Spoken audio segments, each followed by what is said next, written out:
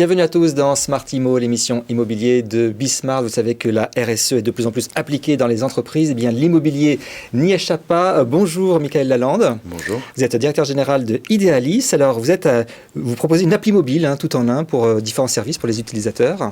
Exactement, donc on a développé depuis 2016 effectivement une appli qui consolide une dizaine de services qui aujourd'hui étaient indépendants dans une seule appli, associée en plus à un service d'animation d'immeubles, donc qui nous permet de générer du contenu, de créer de la relation avec les occupants pour justement avoir des produits utiles et utilisés.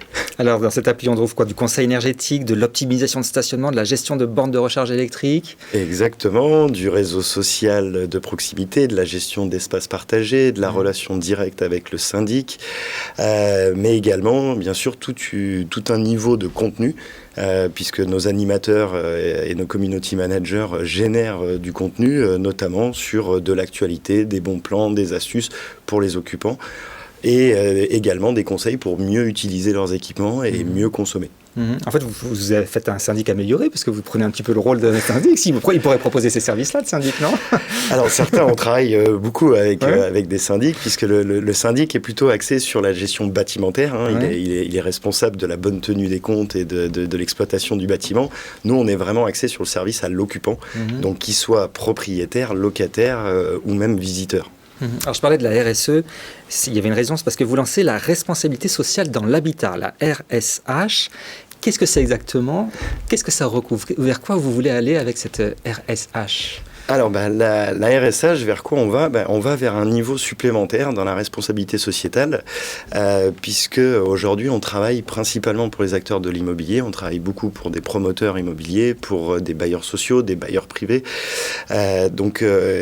qui appliquent chacun dans leur entreprise une politique RSE assez stricte, en plus, puisque il y a vraiment cette volonté depuis plusieurs années. Et en fait, ce qu'on va proposer à nos clients et à nos partenaires, c'est une prolongation, en fait, un prolongement de leur politique RSE, mais à destination des immeubles qu'ils fabriquent ou qu'ils exploitent. Donc ça veut dire, c'est que plutôt que de se limiter uniquement à l'impact au niveau de ses salariés, mais c'est d'être capable de diffuser au sein des copropriétés qu'ils créent les mêmes pratiques vertueuses pour emmener leurs futurs occupants vers une gestion plus éco-responsable et plus intéressante, on va dire, pour la collectivité, pour la ville, mais également pour eux. Puisque quand vous consommez mieux, vous payez moins, ça fait des économies, mais également vous avez un impact pour la planète qui est significatif. Et en plus, vous avez une dimension personnelle qui est assez forte, puisque quand on applique une bonne conduite, entre guillemets, je connais peu de personnes qui en sont pas peu fières. Donc finalement, c'est comme une grille de lecture, un guide pour aller vers une meilleure pratique, vers de bonnes actions respectueuses, c'est ça? Exactement, puisqu'en fait, dans notre solution, comme je le disais tout à l'heure, il y a des solutions tech, donc le suivi énergétique, par exemple, le monitoring, ce genre de choses. Mais par contre, on a toute une dimension de smart community, comme on appelle ça, donc c'est sur toute la dimension réseau social, où on va diffuser de l'actualité, on va sensibiliser, on va informer, et après, on va mesurer. Et en fait, c'est là où la RSH trouve également son intérêt, exactement comme dans une politique RSE où vous avez des indicateurs. Et on crée des indicateurs RSH, et en fonction de l'atteinte de ces indicateurs, on va féliciter les copropriétaires. Et justement, ça vous fait un premier partenariat avec ACM Habitat, c'est à Montpellier. Exactement. 2000 logements, C'est 2000 logements pour démarrer, en sachant qu'ils ont un parc de près de 25 000. Donc on démarre sur 2000 logements.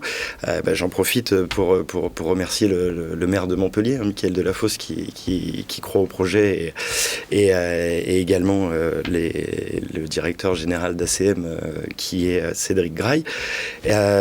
Donc ça va nous permettre en fait directement d'intégrer sur un parc existant cette fameuse RSH à partir de, je pense, d'ici à peu près fin d'année. Alors vous parlez du parc existant, il y a une partie du parc existant qui va très mal, qui sera hors de location possible à cause des mauvais diagnostics. Ce sont les passoires thermiques, la rénovation énergétique, c'est un vrai sujet. Exactement. Comment vous l'abordez, vous ? Eh ben, c'est toujours pareil. La rénovation énergétique, c'est un vrai sujet parce qu'effectivement, nos clients promoteurs n'ont pas cette problématique dans le sens ils ont la problématique de la norme. Et donc, ils font dès le départ et après, c'est réglé. Exactement. Donc, ça veut dire qu'ils créent un parc qui est assez vertueux d'un point de vue constructif. Par contre, quand vous êtes sur des copropriétés qui sont plus vieilles et plus anciennes, avec des copropriétaires qui n'ont pas forcément les moyens de travailler sur les grosses infrastructures, parce que c'est quoi aujourd'hui, dans un bilan énergétique, 30%, ça va venir du chauffage. Donc quand vous commencez à travailler déjà sur un système de chaufferie avec de l'isolation et ainsi de suite, vous avez un vrai impact. La seule problématique, c'est qu'elle coûte relativement cher. Donc nous, notre idée, c'est effectivement de déployer notre module RSH sur des copropriétés qu'on va identifier grâce à nos partenaires et à nos mécènes, sur lesquels on va venir mesurer leur comportement et de là, on va aller financer des éléments qui sont relativement lourds. Le nerf de la guerre, c'est le financement, parce que si une copropriété dit j'ai pas assez d'argent pour rénover, qu'est-ce qu'on fait ? Exactement, et c'est le blocage qu'on a aujourd'hui dans énormément de copropriétés, parce que les gens sont volontaires, ils veulent le faire, mais il faut avoir encore les moyens de le faire. Donc c'est pour ça que on s'est appuyé sur nos partenaires et nos mécènes pour dire à un moment donné, agissons d'une manière très opérationnelle. Donc ça veut dire quoi ? Ça veut dire on n'est pas là pour donner des chèques. Là, on n'est pas là pour remplacer l'État, entre guillemets, sur ces éléments-là. Mais on est là pour amener, entre guillemets, des pistes pour faire évoluer les équipements. Alors on voit que le chantier est énorme, c'est ça ce qu'il y a à faire dans les prochaines années. Vous allez recruter et quel profil ? Alors on recrute pas mal, puisqu'on doit avoir une dizaine de recrutements en cours. Alors je vous invite à aller sur le site d'Idealis pour voir les différents profils, mais effectivement on a des profils tech, des profils com, des profils d'animateurs. Donc c'est là pour l'heure, je crois que c'est une dizaine de recrutements en cours. Donc, avec l'idée d'aller voir en dehors de France ? Alors ça, c'est effectivement la prochaine étape, c'est effectivement de déployer nos solutions à l'échelle européenne, puisqu'on a signé nos premiers marchés à l'extérieur de la France.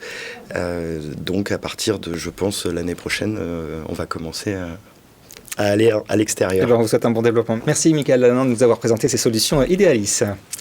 Et on se retrouve nous dans un instant pour une nouvelle thématique dans Smart Ivo.